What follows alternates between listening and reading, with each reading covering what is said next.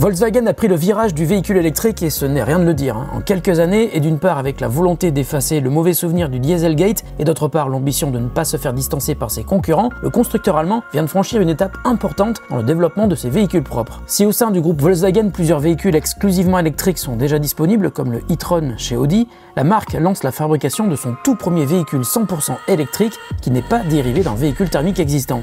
Alors la première apparition au public de la ID.3 date de septembre 2019 au salon automobile de Francfort, mais la ID.3 a déjà eu droit à une phase de teasing avec même une ouverture de précommande pour les clients les plus motivés dès le printemps dernier. En cette fin d'année 2019, les premiers modèles viennent de sortir des lignes de production de l'usine de Zico et ont donc été présentés à quelques pré-bookers privilégiés. Volkswagen a invité ses futurs acheteurs de la ID.3 à Dresde, en Allemagne, pour venir essayer cette nouveauté très attendue qu'ils ont donc pré-réservée. Et si cette première prise de contact avec la ID.3 se déroulait à Dresde, ce n'est pas un hasard. C'est ici, dans la Glass Manufacture, une usine littéralement transparente, dont on peut même apercevoir les chaînes de montage depuis la rue, que sont assemblés un peu plus de 70 e-Golf chaque jour. C'est une usine vitrine qui ressemble plus à un musée au parquet rutilant. Elle peut d'ailleurs se visiter. Il est assez intriguant de voir cette danse de robots et ouvriers qui assemblent la e-Golf dans un silence presque religieux, mais plus pour longtemps. En effet, fin 2020, les chaînes de montage de la e-Golf seront transformées pour accueillir la fabrication de la ID.3. Et le constructeur devra tout changer dans son usine. La ID.3 est basée sur une nouvelle plateforme, MEB, exclusivement destinée aux futurs véhicules électriques de la marque, et à partir de laquelle seront bientôt développés d'autres modèles tout segments, la ID Cross, un crossover comme son nom l'indique, la ID Vision, une berline très futuriste, et la ID Buzz, le revival du mythique combi Volkswagen qui passe donc au tout électrique.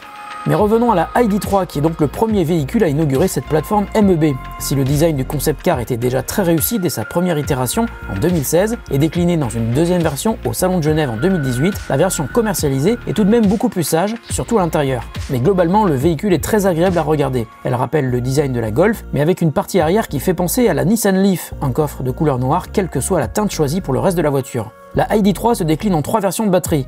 La 45 kWh promet une autonomie de 330 km WLTP, une version intermédiaire à 58 kWh montera à 420 km d'autonomie, tandis que la plus grosse version, de 77 kWh, promet d'atteindre 550 km d'autonomie. Alors nos essais express se déroulaient à bord de la version ID.3 Pro, équipée d'une batterie de 58 kWh, qui sera commercialisée sous le nom Edition First et réservée aux 30 000 premiers acquéreurs.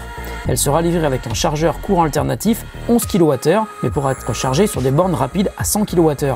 Le développement très dynamique des stations Ionity, communes aux véhicules des autres marques du groupe Volkswagen, permettrait donc de charger la ID.3 de 5 à 80% en 30 minutes à peine. Mais il existera une version moins chère qui a de quoi séduire. Volkswagen promet un ticket d'entrée hors prime à 30 000 € environ. Et à ce tarif-là, les performances seront plus modestes, 45 kWh de batterie et un chargeur de 7,1 kWh et une puissance de charge de 50 kWh maximum possible. Concernant l'autonomie promise, il était malheureusement impossible de vérifier ces chiffres puisque les essais sur circuit étaient très brefs, à peine une dizaine de minutes par personne, soit à 2 tours du circuit du Lausitzring. Malgré tout, il nous a été permis de ressentir les bonnes sensations de l'accélération électrique de la ID.3, propulsée par un moteur de 204 chevaux, soit 150 kWh et développant un couple de 310 Nm. Pour la vitesse maximale, la ID.3 est bridée à 160 km/h. Le démarrage est effectivement très rapide, sans atteindre quand même la dynamique d'une Tesla, même le Model 3 dans sa version la plus basique. L'ordinateur de bord n'étant pas complètement fonctionnel et les finitions de l'intérieur du véhicule n'étant pas définitives, il nous a été demandé de ne pas filmer ni de prendre de photos dans les voitures que nous avons testées.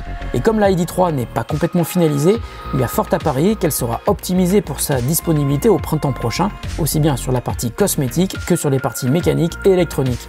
Nous avons quand même pu apprécier son très bon rayon de braquage qui est assez impressionnant compte tenu du gabarit du véhicule. Elle fait mieux que ses concurrentes chez Renault et Nissan, pourtant d'un gabarit encore plus compact. Un petit exercice de slalom entre les plots nous a également permis d'apprécier le confort de conduite et la très bonne tenue de route, des sensations très agréables que l'on soit derrière le volant ou à l'arrière. Cette première prise en main était donc de bon augure et semble avoir satisfait les futurs clients présents sur cet événement. Malgré tout, les prix annoncés sont pour le moment approximatifs. Rien de bien précis pour l'instant, si ce n'est que l'on peut espérer une entrée de gamme aux environs de 20 000 € bonus déduit, ce qui rend le véhicule électrique réellement accessible, à condition de favoriser la conduite en ville plutôt que sur autoroute. À l'autre bout de la gamme, la version la plus endurante à 77 kWh devrait tout de même monter à 45 000 € bonus déduit. À ce tarif-là, la Model 3 est beaucoup moins endurante, mais beaucoup plus puissante.